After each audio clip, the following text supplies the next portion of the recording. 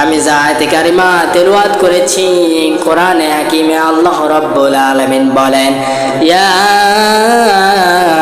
আইয়ুহাল্লাযীনা আমানুত্তাকুল্লাহা ওয়া কুনু মা'আস সাদিকিন। আল্লাহ রাব্বুল আলামিন বলেন, ও হে ঈমানদারগণ, তোমরা আল্লাহকে ভয় করো এবং সত্যবাদী যারা রয়েছে এদেরকে বন্ধু হিসেবে গ্রহণ করো। কথা বলেন ঠিক কিনা? আজ সত্য কথা বলার যারা সত্য কথা বলে এদের প্রাধান্য কম, যারা ভালো মানুষ এদের কদর কম, খারাপ মানুষের কদর বেশি পৃথিবীতে। কথা বলেন ঠিক কিনা? আমি বলতে চাই পৃথিবীতে আমার দাম নাও থাকতে পারে, শুধুমাত্র আল্লাহর কাছে আমার দাম থাকলেই যথেষ্ট। 100 জনে আমার প্রশংসা করলো, এই নওগাঁর মাটিতে আমি আলোচনা করি, নওগাঁর মাটিতে সবাই আমার প্রশংসায় ভরে দিল। শুধু কোরআন মানি না, আল্লাহ যদি বলে অনেক খারাপ, আমার লাভ আছে? লাভ নাই। আর এই নওগাঁর মানুষেরা সবাই যদি আমার বিরুদ্ধে লাগে আর আল্লাহ যদি বলে অনেক ভালো, তাহলে আমার যথেষ্ট। কথা বলেন ঠিক কিনা?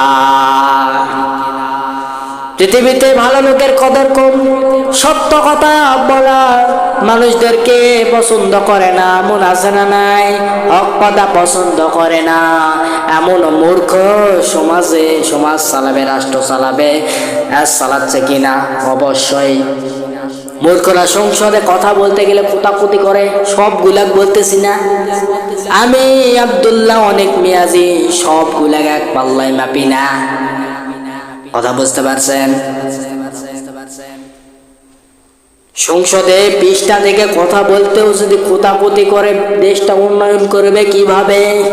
আজকাল ইমামদেরকে অবহেলা করা হচ্ছে, ইমামদের মূল্যায়ন করতেছে না। পৃথিবীতে দেখবেন 100%-এর মধ্যে 95% লোক ইমামদের সাথে অবহেলা করে, ইমামদেরকে পছন্দ করে না, ইমামদেরকে মনে করে চাকর। ইমামরা আমার গোলামি করবে, এটা তারা মনে করে। ইমামদেরকে বেতন দেয় না, ইমামদেরকে এরকম অবহেলা করে, নানান কথা শোনায়, আছে না নাই? এই জন্য অধিকাংশ ইমামেরা ইমামতি বাদ দিয়ে তারা চটপটি ফুচকার দোকান দিচ্ছে। কথা বলেন ঠিক কিনা? আমি জিজ্ঞেস করলাম, ইমামতি বাদ দিলে কেন?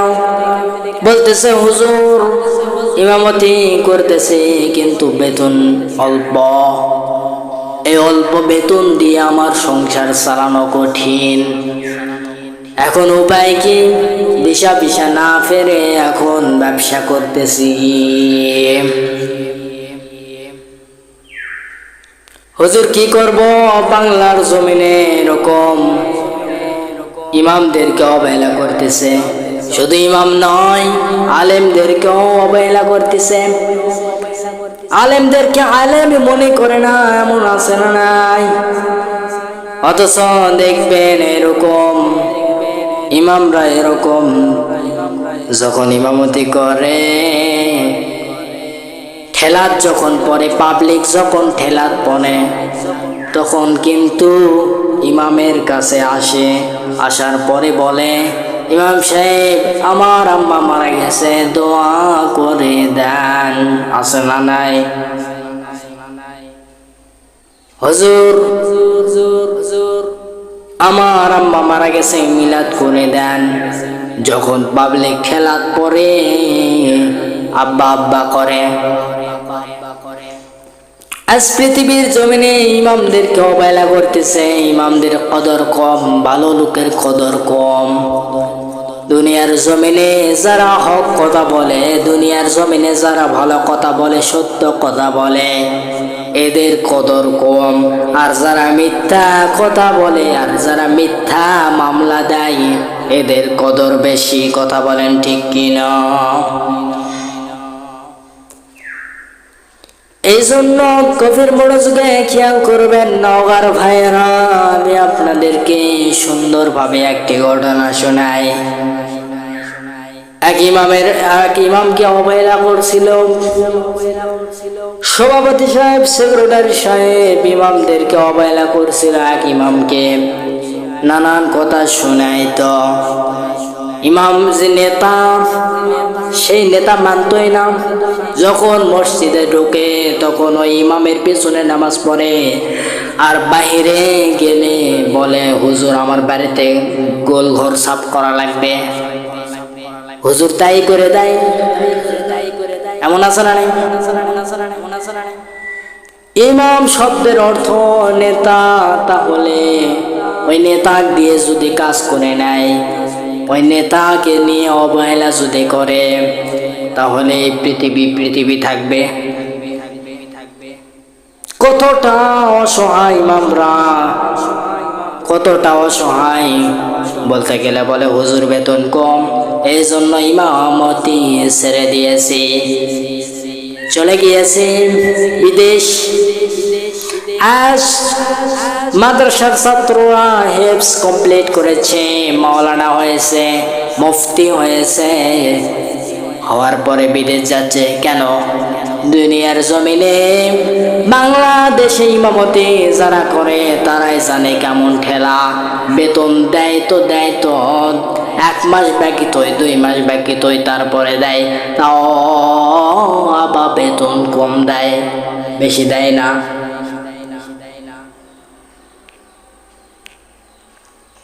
এক ইমাম সাহেব এইরকম বাড়ি থেকে তার বাবাকে বলছেন, আব্বা গো, আমি ইমামতি করব, মাদ্রাসা পড়াশোনা শেষ, এখন সংসারের দায়ভার আমি নেব। এইরকম চিন্তা ভাবনা করলেন। করার পরে একটা চাকরির অফার আসছে, সেই অফারটা অ্যাকসেপ্ট করছেন। ওই চাকরিতে জয়েন হওয়ার জন্য চলে গেলেন। যাওয়ার পরে এরকম দেখতে পাচ্ছেন সভাপতি সেক্রেটারি একসঙ্গে বসে আছেন। ইমাম সাহেব ভ্যান থেকে নামলেন। নামার পরে সভাপতি সেক্রেটারির কাছে গেলেন। যাবার পরে বললেন, আমি আপনাদের মসজিদের ইমাম সাহেব, আমি আপনাদের মসজিদে চাকরি করব। সভাপতি সাহেব বললেন, সেক্রেটারি সাহেব বললেন, আপনি যখন আমাদের এই মসজিদে চাকরি করবেন, কিছু কিছু রিকোয়েস্ট মানতে হবে। যদি না মানেন তাহলে আপনার ইমামতি থাকবে না। হুজুর সাহেব বললেন, কি রিকোয়েস্ট করবেন? তাহলে এখানে বলেন অথবা মসজিদে চলেন। হুজুরের ইন্টারভিউ নিচ্ছে। দেখেন মূর্খরা, আজ দুনিয়াতে মূর্খ বেড়ে গেছে। দেখেন মূর্খরা কেমন হয়। দেখেন হুজুরকে বলতেছেন, সভাপতি আর সেক্রেটারি কানে কানে বলতেছেন। সভাপতি সাহেব সেক্রেটারি সভাপতি সাহেবকে বলতেছেন, সভাপতি সাহেব, আজকে যে আমাদের মসজিদে ইমামতি করতে আসছেন ইমাম সাহেব, এই যুবক পোলা, একে দিয়ে আমাদের গোয়াল ঘর সাফ করামো, সুদের বিরুদ্ধে ওয়াজ করবে দেবো না, এরকম পাশাপাশি রাজমিস্ত্রি আমাদের কাজ করামো, যদি না করে তার চাকরি আউট করে ফেলবো। সভাপতি সাহেব শুনে বলতেছে, হ্যাঁ ঠিকই আছে। সেক্রেটারিও বলতেছে, হ্যাঁ ঠিকই আছে। তাহলে এই কথাই বলি। ইমাম সাহেব এখন চিন্তা ভাবনা করতেছে কি বলবেন। হঠাৎ করে বলতেছেন, ও ইমাম সাহেব। সভাপতি আর সেক্রেটারি বলতেছেন, ও ইমাম সাহেব, আমরা যে রিকোয়েস্টটা করব সেই রিকোয়েস্টটা হলো, আপনি ইমামতির পাশাপাশি আমাদের গরুর খ্যার সাফ করে দিবেন, গরুর খ্যার কেটে দিবেন। আপনি ইমামতির পাশাপাশি আমাদের যে গোয়াল ঘর রয়েছে গরুর, ওই গরুর গোয়াল ঘর সাফ করবেন। পাশাপাশি আমরা যেটা বলবো সেটা শুনবেন। আমরা যদি বলি, ও ইমাম সাহেব আপনি গিয়া ভাজা নিয়ে আসেন, তাই নিয়ে আসতে হবে। যদি না নিয়ে আসেন আপনার চাকরি এখানে থাকবে না। ইমাম সাহেব দিশা নিশানা বাইরে বলতেছে, কি এক মুসিবত। এখন এরকম সভাপতি সেক্রেটারি বলতেছেন, চলেন আপনি চলেন আমাদের মসজিদে। গিয়ে যাওয়ার পরে জয়েন করে দেই। মসজিদে যেই না গেছি, জোহরের আজান দেওয়া লাগবে। ইমাম সাহেব আজান দিয়েছে। এইদিকে সভাপতি সেক্রেটারি এখন বলতেছেন,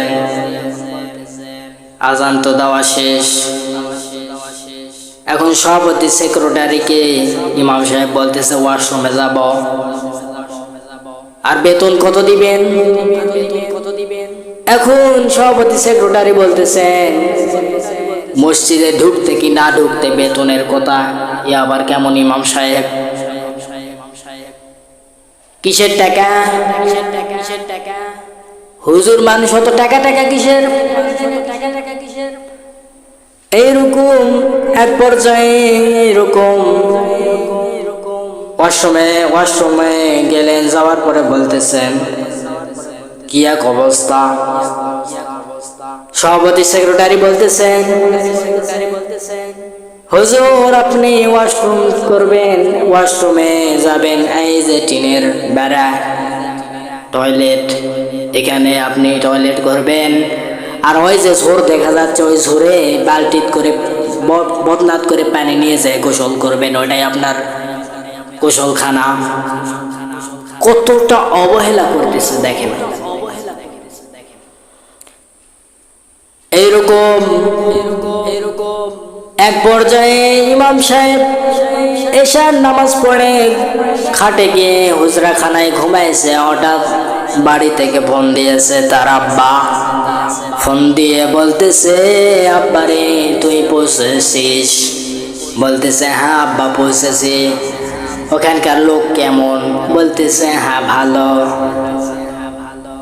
এইরকম চিন্তা ভাবনা করতে করতে এক পর্যায়ে ইমাম সাহেবের বাপ বলতেছেন, ভালো করে থাকিস বাবা, নতুন ইমামতি করতেছিস, কত বড় আশা মনে।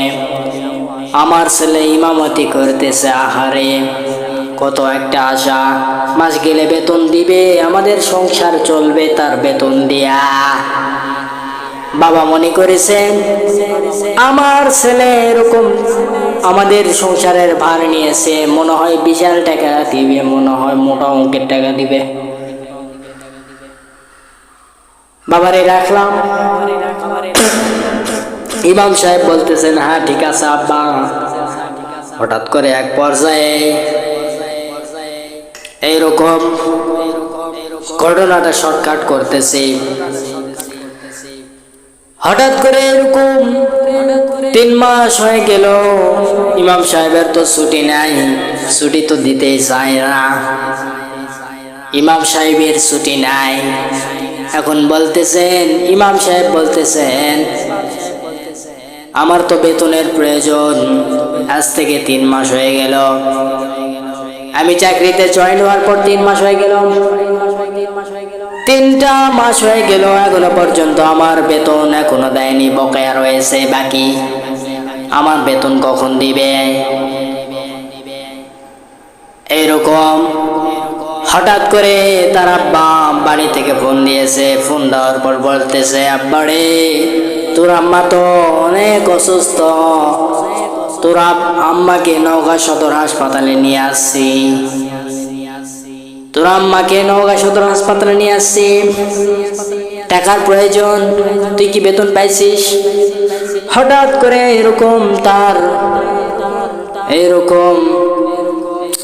এরকম তার চিন্তা ভাবনা হচ্ছে, আহারে আমি বেতন এখনো পেলাম না। আব্বা এখন হুট করে বলতেছেন, তোর আম্মা আটাআটি নানান রোগ ধরেছে, নানান রোগে রোগান্বিত হয়েছে, টাকার প্রয়োজন। আব্বারে টাকা ছাড়া এরকম তোর মায়ের চিকিৎসা কোনো হবে না, করতেছে না। এখন উপায় কি? টাকা তাড়াতাড়ি পাঠাস।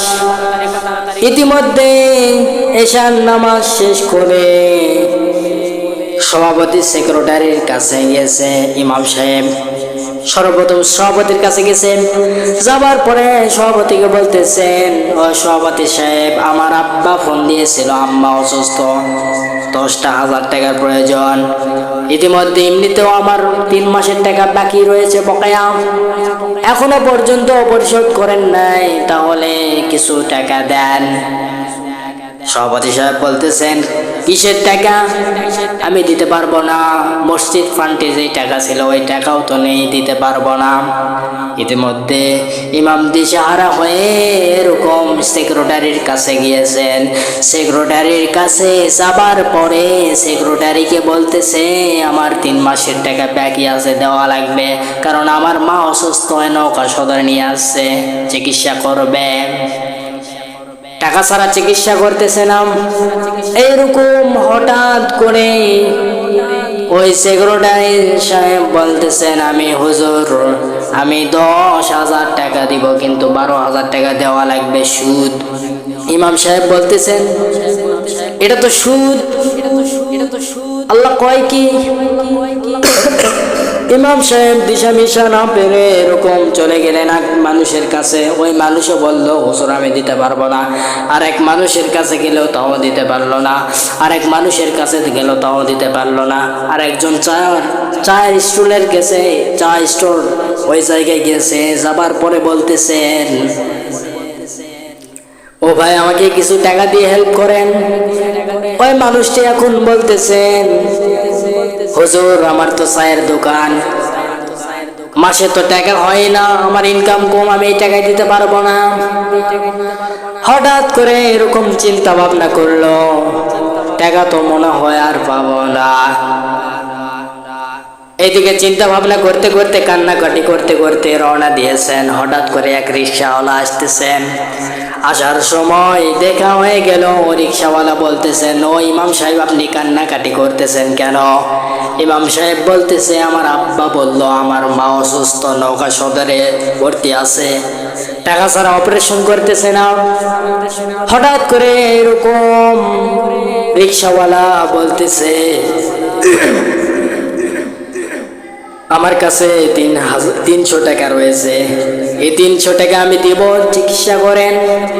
আমার আজকে যে রিক্সা চালালাম সকাল থেকে এই রাত পর্যন্ত 300 টাকা হয়েছে, এই 300 টাকা তা রাখেন, আপনার মায়ের চিকিৎসা করেন। হুজুর এখন চিন্তা ভাবনা করতেছে, আরে এই মানুষটা আমার পাশে দাঁড়ালো, আল্লাহ আপনাকে উত্তম প্রতিদান দান করো।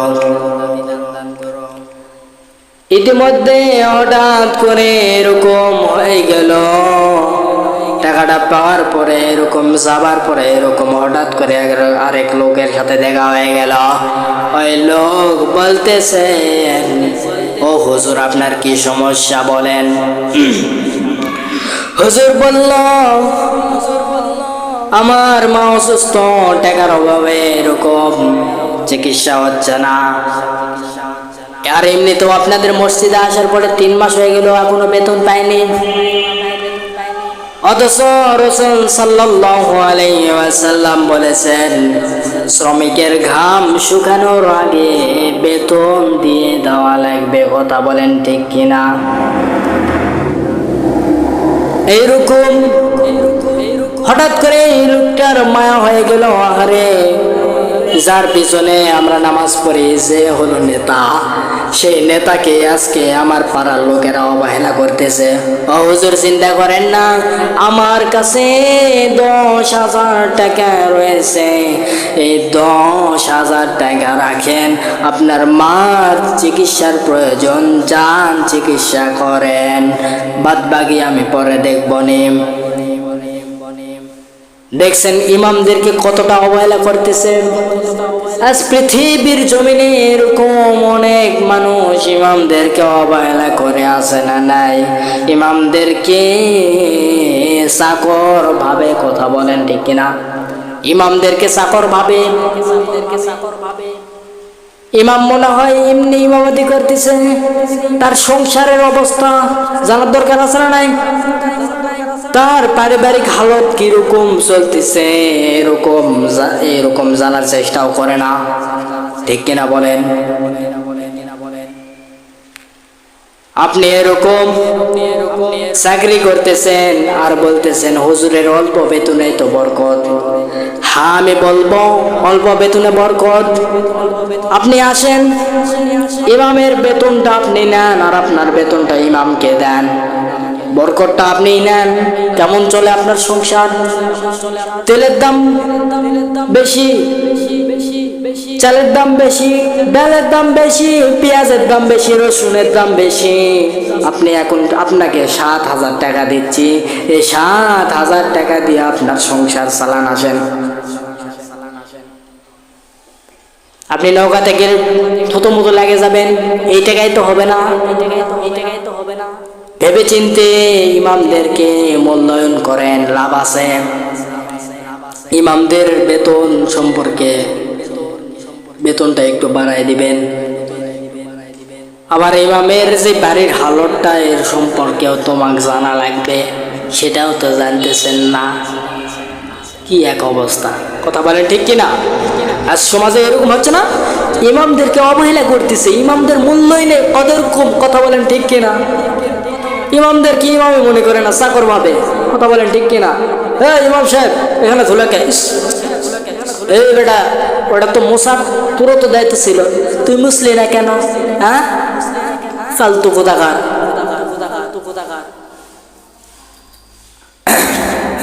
আমাকে একজন বলতেছেন হুজুর 3,000 টাকা দিব আমাদের মসজিদে চাকরি করেন। আমি বলবো 3,000 টাকা তুমি নিও, তোমার টাকা আমাকে দিও, তাহলে ইমামতি করব। ইসলামি করার জায়গা পাও না।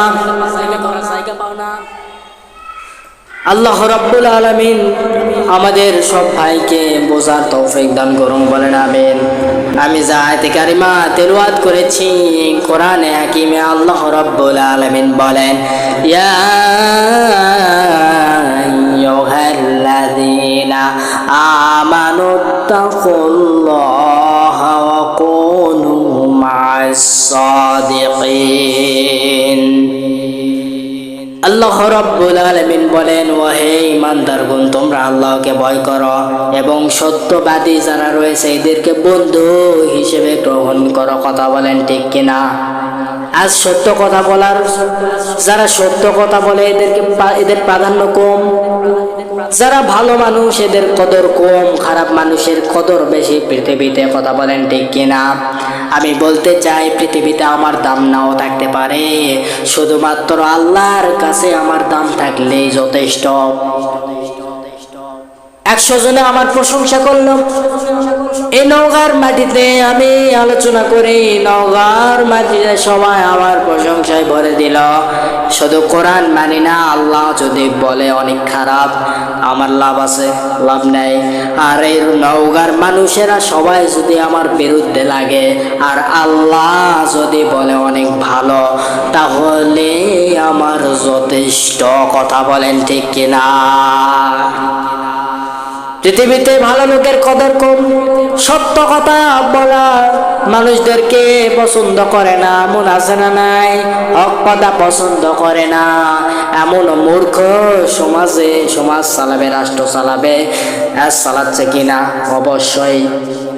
মূর্খরা সংসদে কথা বলতে গেলে কুতাকুতি করে, সবগুলাক বলতেছি না আমি, আব্দুল্লাহ অনেক মিয়াজি, সবগুলাক এক পাল্লায় মাপি না, কথা বুঝতে পারছেন? সংসদে 20টা থেকে কথা বলতেও যদি কোতাকুতি করে, দেশটা উন্নয়ন করবে কিভাবে? এই জন্য গভীর মনোযোগে খেয়াল করবেন, সৎ লোকের কদর কম। আল্লাহ বলছেন, ইয়া আইয়ুহাল্লাযীনা আমানু, হে ঈমানদারগণ, তোমরা আল্লাহকে ভয় করো, ওয়া কুনু মা'আস সাদিকিন, সত্যবাদী যারা রয়েছেন, কোরআনের কথা বলে, দিন প্রচার করে, দিনের দাওয়াত দেয়, এদেরকে বন্ধু হিসাবে গ্রহণ করো।